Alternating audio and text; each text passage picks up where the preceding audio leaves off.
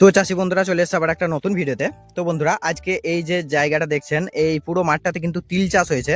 তো আজকে আমরা চলে এসেছি তিল জমির পাড়ে। তো আজকে আমরা তিল জমি সংক্রান্ত কিছু তথ্য আপনাদেরকে দেবো এবং তিলে একটা এখন মেজর বা বড় যে সমস্যাটি দেখা যাচ্ছে সেটি হলো তিলে লেদা পোকা।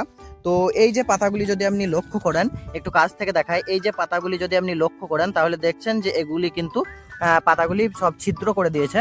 তো এই পাতাগুলি ছিদ্রিক হচ্ছে প্রধানত ক্যাটারপিলার জাতীয় অর্থাৎ সুয়ো পোকা বা লেদা জাতীয় যে পোকাগুলি আছে, পাতা ছিদ্রকারী পোকা, সেই পোকাগুলো কিন্তু এই পাতাতে বসে পাতাগুলিকে ছিদ্র করছে। তো এই পোকাগুলিকে সাধারণত সন্ধেবেলায় কিংবা সকালবেলায় ঠান্ডা আবহাওয়াতে দেখতে পাবেন। এবং এখন যেহেতু অতিরিক্ত গরম, তাই দিনের বেলায় কিন্তু ক্যাটারপিলার সাধারণত লক্ষ্য করা যায় না।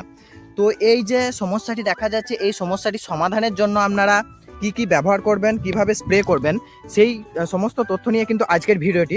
তো অবশ্যই ভিডিওটি না টেনে সম্পূর্ণ দেখতে থাকবেন এবং আমাদের চ্যানেলে যদি নতুন হয়ে থাকেন বিভিন্ন ধরনের ইনফরমেটিভ ভিডিও পাওয়ার জন্য আমাদের চ্যানেলটিকে অবশ্যই সাবস্ক্রাইব করে পাশে থাকা বেল আইকনটিকে প্রেস করে রাখবেন এবং ভিডিওটি ভালো লাগলে লাইক করবেন।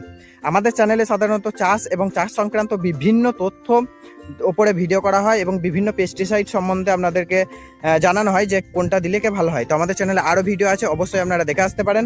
তো চলুন আজকের এই বিষয়টি নিয়ে আলোচনা করা যাক যে লেদা পোকার জন্য আপনারা কি বীজ দেবেন। তো খুবই অল্প খরচায় আপনাদেরকে একটা পেস্টিসাইডের কথা বলছি যেটি লেদা পোকাতে আপনারা দিতে পারেন। প্রোফিনোফস-সাইপার এবং সাইপারমেথ্রিন, যেখানে প্রোফিনোফস-সাইপার 40% এবং সাইপারমেথ্রিন থাকবে 4%। এই যে গ্রুপের ওষুধটি আপনারা স্ক্রিনে দেখতে পাচ্ছেন, যে এই ওষুধটি আপনারা যদি দেন, এই গ্রুপের যে কোনো ওষুধ, যে কোনো কোম্পানির এই গ্রুপের ওষুধ, যেরকম নাম করা প্রোফিডন প্লাস, পোপেক সুপার, নাগার্জুনের, এইসব ওষুধগুলি আপনারা যদি ব্যবহার করেন তাহলে কিন্তু এই সমস্যা থেকে সমাধান আপনারা পাবেন। তো সম্ভবত সাধারণত আপনারা স্প্রে করবেন বিকালের দিকে। তো বিকালের দিকে ক্যাটারপিলারগুলি গাছে যাবে, তার জন্য আপনারা যদি বিকালের দিকে স্প্রেটা করেন তাহলে কিন্তু সুয়ো পোকা বা লেদা জাতীয় যে কোনো পোকাগুলি আছে ওগুলি মারা যাবে, ফলে এই সমস্যাটি কিন্তু আপনাদের সমাধান হবে। তো অবশ্যই আপনারা খুবই অল্প খরচার মধ্যে এই ওষুধটি দিতে পারেন, অথবা অ্যাসিপেক্ট আপনারা দিতে পারেন 20 থেকে 25 গ্রাম পার ট্যাঙ্কি 15 লিটার জলে, এটাও আপনারা স্প্রে করতে পারেন।